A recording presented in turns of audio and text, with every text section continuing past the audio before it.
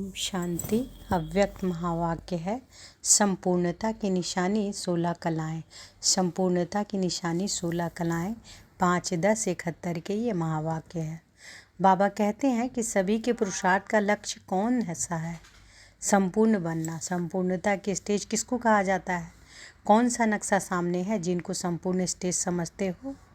बाप ने जो भी संपूर्ण स्टेज धारण की उसमें क्या बातें थी? जब दूसरों को सुनाते हो तो संपूर्ण स्टेज का क्या क्या वर्णन करते हो? उन्हों को समझाती हो ना। इस नॉलेज के द्वारा सर्वगुण संपन्न 16 कला संपूर्ण निर्विकारी बनते हैं। यह संपूर्ण स्टेज वर्णन करती हो ना। भविष्य में तो प्राप्ति होगी, लेकिन संपूर्ण स्टेज तो यह कहेंगे ना। आत्मा में बल तो अभी से भरेगा ना। 16 कला संपूर्ण कहा जाता है तो कलाएं अभी भरेगी ना। सर्वगुण संपन्न, संपूर्ण निर्विकारी, 16 कला संपूर्ण, यह शब्द कहते हो ना। यह संपूर्ण स्टेज है। सर्वगुण क्या है वह तो समझते हो, गुणों की लिस्ट है। परंतु यह जो 16 कला कहा जाता उनका अर्थ क्या है? उनका भावार्थ क्या है? यह है संपूर्ण स्टेज की निशानी। जैसे देखा, किसी में कोई की विशेषता होती है तो कहने में आता है ना कि इसमें क्या कला है। किसी में रोते हुए हंसाने की कला अर्थात विशेषता होती है, कोई के हाथ की सफाई की कला, कोई में बुद्धि की चमत्कारी की कला होती है ना। तो 16 कला संपूर्ण अर्थात उसका जो भी कर्म होगा वह हर कर्म कला के समान दिखाई देगा। तो 16 कला संपूर्ण अर्थात उसका जो भी कर्म होगा वह हर कर्म कला के समान दिखाई देगा। उसकी हर चलन, देखना, बोलना, चलना जैसे कला के माफिक दिखाई देगा। जैसे कोई की कला को देखने के लिए कितना रुचि से जाते हैं। इस रीति से जो संपूर्ण स्टेज को प्राप्त हुई आत्माएं हैं उनकी हर चलन कला के रूप में होती है और चरित्र के रूप में भी हो जाती है। तो विशेषता हुई ना। जैसे साकार के बोलने में, चलने में, सभी में विशेषता देखी ना। तो यह कला हुई ना। उठने बैठने की कला, देखने की कला, चलने की कला थी। सभी में न्यारापन और विशेषता थी। हर कर्म कला के रूप में प्रैक्टिकल में देखा तो 16 कला अर्थात हर चलन संपूर्ण कला के रूप में दिखाई दे, इसको कहते हैं 16 कला संपूर्ण।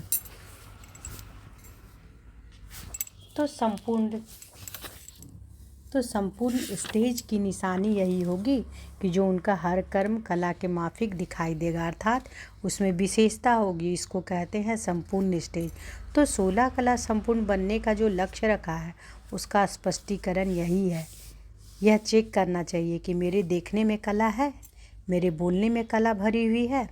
वैसे कहते हैं कि कला काया ही चट हो गई, तो क्या देखना है, क्या चेक करना चाहिए कि मेरे देखने में कला है, मेरे बोलने में कला है, मेरे बोलने में कला भरी हुई है। वैसे कहते हैं ना, कला काया ही चट हो गई। तो कला एक अच्छी चीज़ होती है। कला काया खत्म हो गई अर्थात कर्म में जो आकर्षण करने की शक्ति है, विशेषता है, वह खत्म हो गई। तो हर कर्म हमारा कला के समान है व नहीं, यह चेक करना है। जैसे कोई बाजीगर होते हैं तो वह जितना समय बाजी दिखाते हैं उतना समय हर कर्म कला के रूप में दिखाई देता है। चलते कैसे हैं, चीज़ कैसे उठाते, वह सभी कला के रूप में नोट करते हैं। तो यह संगम युग विशेष कर्म रूपी कला दिखाने का है। सदैव ऐसा महसूस हो कि हम कहाँ हैं, स्टेज पर हैं। ऐसे 16 कला संपूर्ण बनना है जिसका हर कर्म कला के रूप में होता है। उनके हर कर्म अर्थात गुणों का गायन होता है। इसको दूसरे शब्दों में कहा जाता है कि हर कर्म चरित्र समान, जिस कला के रूप को देख औरों को में भी प्रेरणा भरती है, उनके कर्म भी सर्विसेबल होते हैं। जैसे कोई कला दिखाते हैं तो कला कमाई का साधन होता है। इस रीति से वो हर कर्म कला के रूप में करते हैं। उनके वह कर्म खुद कमाई के साधन बन जाते हैं और दूसरों के आकर्षण करते हैं। हर कर्म कला के रूप में होगा तो वह चुंबक बन जाएगा, है ना। तो बाबा क्या कह रहे हैं, हर कर्म कला के रूप में होगा तो वह चुंबक बन जाएगा। आजकल के ज़माने में कोई छोटे मोटे कला दिखाने वाले भी रास्ता चलते कला दिखाते हैं तो सभी इकट्ठे हो जाते हैं। यह तो है श्रेष्ठ कला, तो क्या आत्माएं आकर्षित नहीं होंगी?